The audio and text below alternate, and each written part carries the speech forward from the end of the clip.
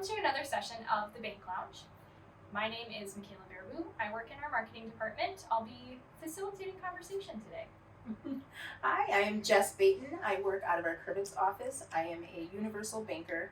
I deal with a wide range of accounts. If you're coming to do something at the bank, you're probably going to see me first. Awesome.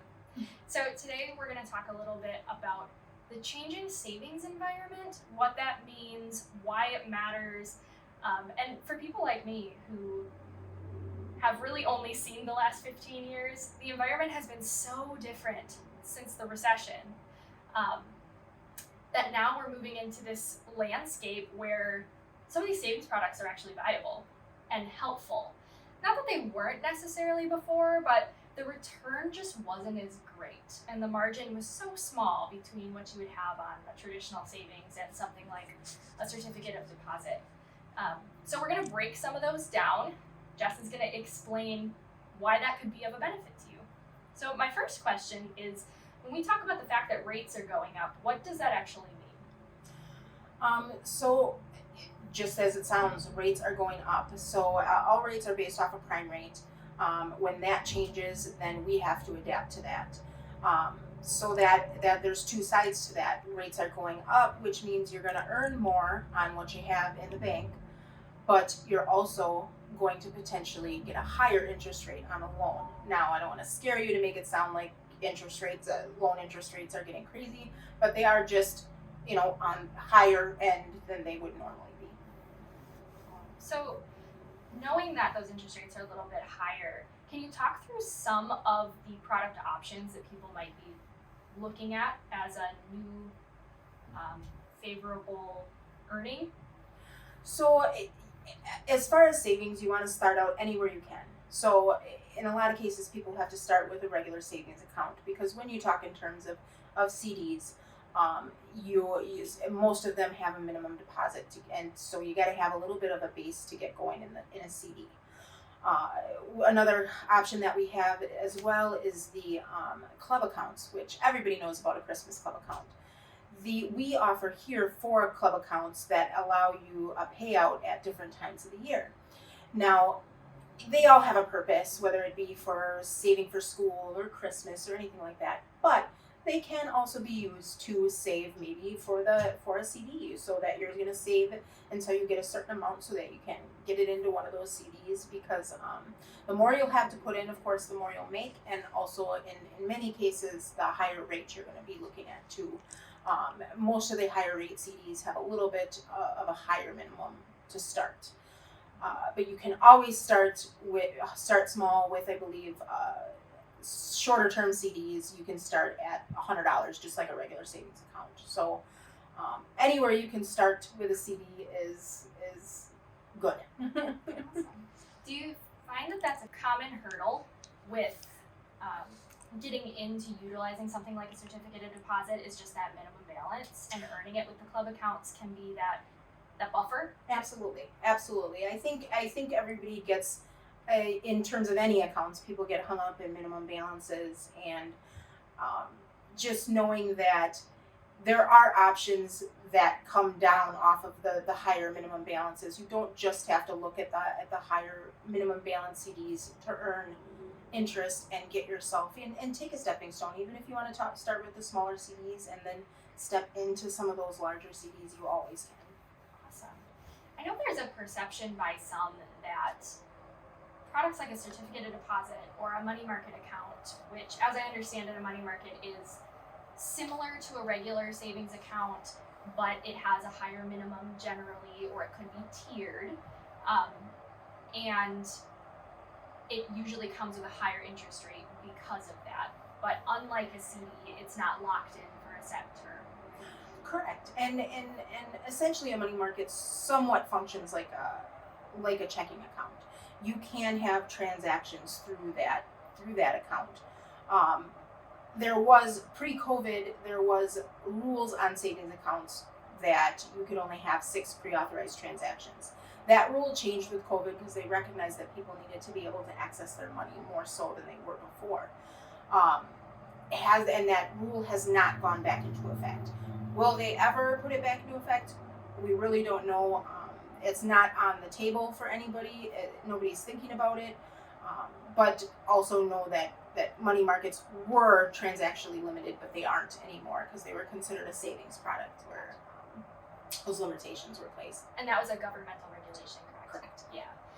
Awesome. So I do have heard from people that there's this perception that things like a CD and things like a money market, because they have those minimum balances, like they're almost not thought of as a basic product. Like, oh, those are for people who have a lot of money or who have been saving for such a long time. Do you find that that's the case, or is it pretty attainable for the everyday person? Oh, absolutely. Because again, you don't have to get into those high return CDs right away. You can start off with, we have our CDs go down all the way to, I believe, $100 minimum, $500 minimum. So you can start smaller and then work your way up, or even stay in that smaller savings product if that's what you're comfortable with. That's awesome. So what about if somebody came in and they just maybe inherited some money, or they sold their house and didn't buy a house that was quite as expensive, and now they have this sum of cash. So what was their savings balance has now increased substantially. What is the best course of action for them? Would they just put it into their savings account, or would they call and talk to a banker and kind of figure out what options are? I would say start with putting in their savings account because it's got to go somewhere. Sure. But yes, absolutely, talk to your banker. I mean, even if you have the smallest, you got $50 that you want to do something with, have a conversation with your banker. And I know that sometimes when we're asking you questions, that's why. Because we want to see, you have an abundance of money in your checking that's not making any interest. We want to see that money make interest for you. So we're asking questions to see, what your purpose is, what you plan to do with it. And back to answering the question, though, I would say meet with your banker. Definitely take the time to talk to your banker and then talk out your options. And then they can guide you based on what your intention is, what you personally want to do with those funds. Are you going to pack them away and not look at them for a while? Or do you say, well, I have to do this, this, and this, but I could still do something with this? So it's individual. It's everybody's different in what their savings needs are. And that's why talking to a banker is definitely the best way to find the right path. Yeah, the way I think about it is sometimes your gut instinct is to just go with what you know.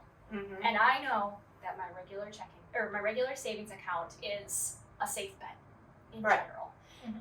But without talking to your banker, you really could be leaving money on the table Absolutely. by doing exactly the same thing that you're already doing. So instead of just putting that money into the bank in one account, you could put the money into the bank in another account and be earning basically passive income Absolutely. by doing Absolutely. exactly the same actions, which is kind of interesting. Absolutely, yeah. It's well, and like I said, when you look in the terms of where you can open a CD at a smaller amount, and we do have one add-on product where you can add to that, and I always call it the sassy saver. If you're a person who really struggles at saving, some of those options are good, like the club account and the CD, because it locks you in. It doesn't make it so easily accessible, whereas you're shopping and you see that pair of shoes or the cute shirt and then you just transfer it out of your savings. You can't really do that with a CD because it's locked in. So it's kind of puts a little bit of a roadblock for again, a sassy saver. Yeah, I love that terminology. I heard somebody else say it's like the savings products are really the helper to your checking account. And maybe in this instance, that help is just being like the forceful line right. that you kind can't easily cross. Create your own boundary kind of to protect that savings.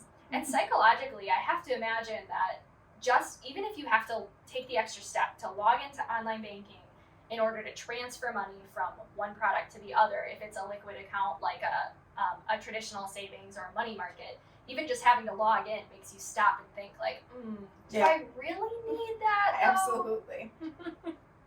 So I want to talk about young savers, like people who are either they just had a child and they want to start something for their new child in order to get them started, or a young child who's ready to get started at the beginning. What advice would you have for that scenario?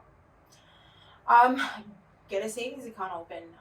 I'm not sure about how all banks handle minor savings accounts, but at Stevenson, we do not charge any fees for savings accounts. We don't have minimum balances, nothing like that for minor savings accounts. So just get that account started and put anything in it. You know, if they get $10 from grandma, split it with them. 5 goes in their account, 5 goes, they can do what they want with. So really starting anywhere, especially for a young saver, is best. That's awesome. Kind of beginning that mindset that you can start to put just a little bit away at a time, and it's going to grow. Absolutely. That's awesome. Are there any other products that people might be interested in? Things like maybe like an IRA, like a bank IRA, or an HSA. How are those used in conjunction with some of the other savings options? So although an HSA is specific to medical expenses, in high deductible insurance plans, they have also been found to be an amazing product for saving for retirement, because you're saving that money tax-free now, and you're gonna potentially, you won't be paying taxes on it when you use it either, but in retirement you're gonna have high medical expenses, of course, because you're going to be older, you're going to have medications and things like that you're going to have to pay for. You will still be able to, you can't contribute to the HSA anymore, but you can still use that those funds towards your medical costs. I do believe there is a point where you can transfer them over if you would like, but again, then you've got some tax implications there. IRAs are an amazing way to save for retirement. There are conditions where you can tap those funds if you would need to, all federally regulated, of course. But an IRA that you can start at any age to save for retirement is great. And then that's also where you have to look at what the situation is in your specific individual situation. Is a Roth better or a traditional? I'm sorry to interrupt. That just means pre-tax or post-tax, right? Correct. Like you either get taxed as you put dollars in, or you get taxed as you take them out. Correct. And then you're just going to have to consider, that's where you may want to have a conversation with a tax preparer, an accountant of that nature, something of that nature, where they can guide you as to what tax bracket you're better to pay those taxes in. In many cases, it's going to be later when you're in retirement, but in some cases, it may be better to take that hit now rather than later.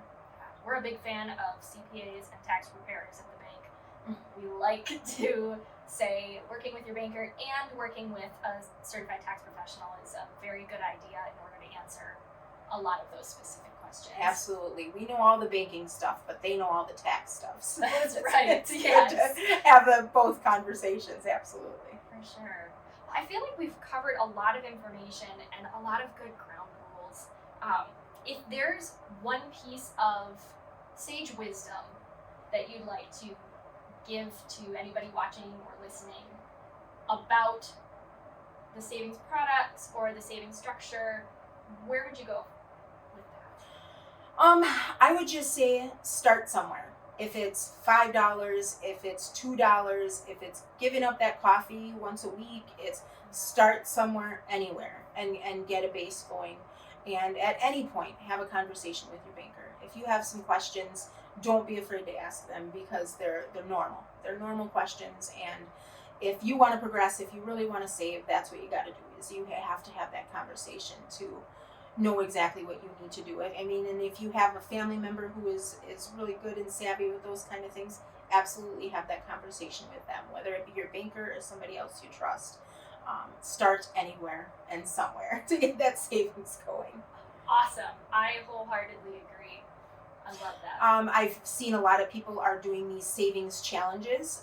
Everybody's on the TikTok train, so you can there's been some really great savings challenges out there that people have been doing. So seek one of those out if you want to challenge yourself too. Excellent. Well, I think that's where we'll end. Thank you so much for spending time with us in the Bank Lounge, and we'll catch you next time.